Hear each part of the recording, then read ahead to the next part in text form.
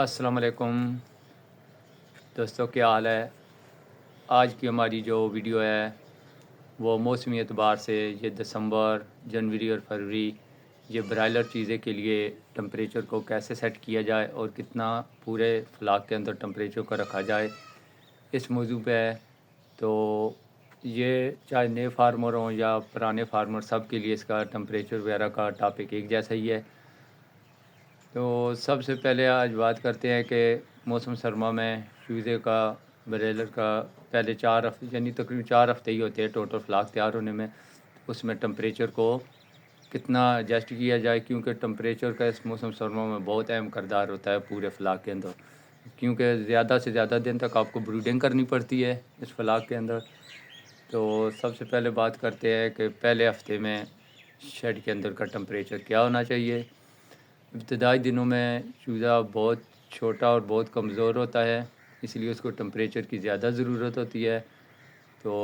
آپ پہلے ہفتے میں ٹمپریچر جو زیادہ 34 اور کم سے کم ہے 32 ڈگری تک شیڈ کے اندر رکھ سکتے ہیں، کیونکہ اگر 34 سے زیادہ اوپر ٹمپریچر لے جائیں گے تو چوزا ہیٹ اسٹروک ہو جاتا ہے اور اس کی امیونٹی وغیرہ لو ہو جاتی ہے، جس کی وجہ سے اس کو مختلف بیماریوں کا خطرہ ہوتا ہے۔ اسی طرح اگر شروع کے دنوں میں آپ ٹمپریچر 32 سے بھی کم رکھیں گے تو چیزوں کو سردی کی وجہ سے بخار اور نمونیا وغیرہ ہو جاتا ہے، وہ شروع کے دنوں میں بھی بیمار ہو جاتا ہے اور اس طرح چوزے کی مرٹلٹی وغیرہ شروع ہو جاتی ہے۔ تو اب بات کرتے ہیں دوسرے ہفتے کا ٹمپریچر کیا ہونا چاہیے۔ تو دوسرے ہفتے میں آپ شیڈ کے اندر جو ٹمپریچر ہے وہ ہائیسٹ 30 اور کم از کم 28 تک رکھ سکتے ہیں، کیونکہ دوسرے ہفتے میں چوزا اتنی وہ نشو و نما کر چکا ہے، تو اس کی ہڈیوں وغیرہ اتنی مضبوط ہو چکی ہوتی ہے کہ وہ ٹمپریچر کسی حد تک خود اپنی ہیٹ تھوڑی سی بنا لیتا ہے اور اس کی فیڈ وغیرہ پہ بھی لگ جاتا ہے، اس لیے 30 سے 28 کے درمیان دوسرے ہفتے کا ٹمپریچر ہونا چاہیے۔ اچھا، اسی طرح تیسرے ہفتے میں چوزے کا ٹمپریچر جو ہے، کیونکہ تیسرے ہفتے میں جب چوزا داخل ہوتا ہے وہ اپنی ہیٹ وغیرہ کافی بنا لیتا ہے اور اس کا فیڈ وغیرہ بھی ایک نارمل روٹین پہ آ جاتا ہے، اس لیے تیسرے ہفتے میں آپ زیادہ ٹمپریچر 28 اور کم از کم 26 کے درمیان رکھیں۔ اچھا، یہ جو ٹمپریچر کی ہم ڈیٹیل آپ کو بتا رہے ہیں، اس میں اگر ٹمپریچر کو زیادہ ہیٹ آپ چوزے کو کر دیں گے، زیادہ کریں گے تو اس کی وجہ سے چوزا ایک تو سانس کی بیماری آ جاتی ہے چوزے میں، دوسرا وہ فیڈ وغیرہ کم کر دیتا ہے اور اس طرح اس کی آپ کی FCR بھی گرنا شروع ہو جاتی ہے۔ اور زیادہ کم کریں گے تو بھی شیڈ کے اندر وہ چوزے کو نمونیا اور بخار اس طرح کی بیماری ہو جاتی ہے کہ جس کی وجہ سے چوزا بالکل ایک جگہ پہ اکٹھا ہونا شروع ہو جاتا ہے اور وہ اپنی شیڈ کے اندر بہترین موومنٹ نہیں کر سکتا۔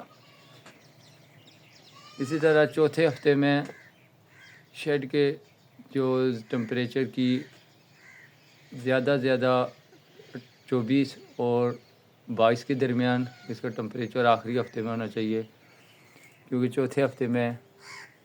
چوزا تقریباً وہ تیاری کے مرحلے میں ہو جاتا ہے، 2 کلو کے نزدیک پہنچ جاتا ہے،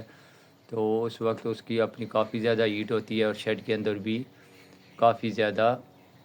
گیسز وغیرہ بن جاتی ہے، تو وہ اتنی زیادہ آپ کو اس وقت ٹمپریچر کی ضرورت نہیں ہوتی ہے، بلکہ آپ کو پردے وغیرہ تھوڑے سے نیچے رکھنے پڑتے ہیں شیڈ کے، تاکہ شیڈ کا اندر تازہ ہوا زیادہ سے زیادہ جا سکے۔ اچھا، یہ ٹمپریچر کی ایڈجسٹمنٹ اس لیے اتنی ضروری ہے کیونکہ پورے فلاق کے اندر یہ جو 3 ماہ کا دورانیہ جو پیریڈ ہے، اس میں اگر ٹمپریچر پہ آپ سستی کریں گے تو چوزے کو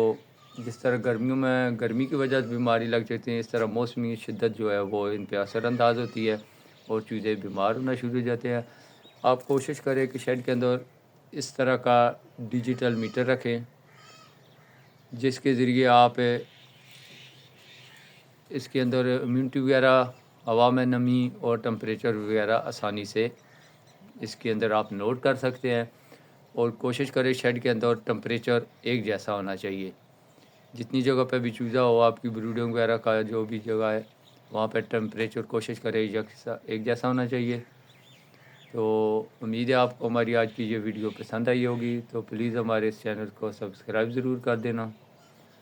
انشاءاللہ ایک نئی ویڈیو کے ساتھ دوبارہ حاضر ہوں گے۔ تب تک اللہ حافظ.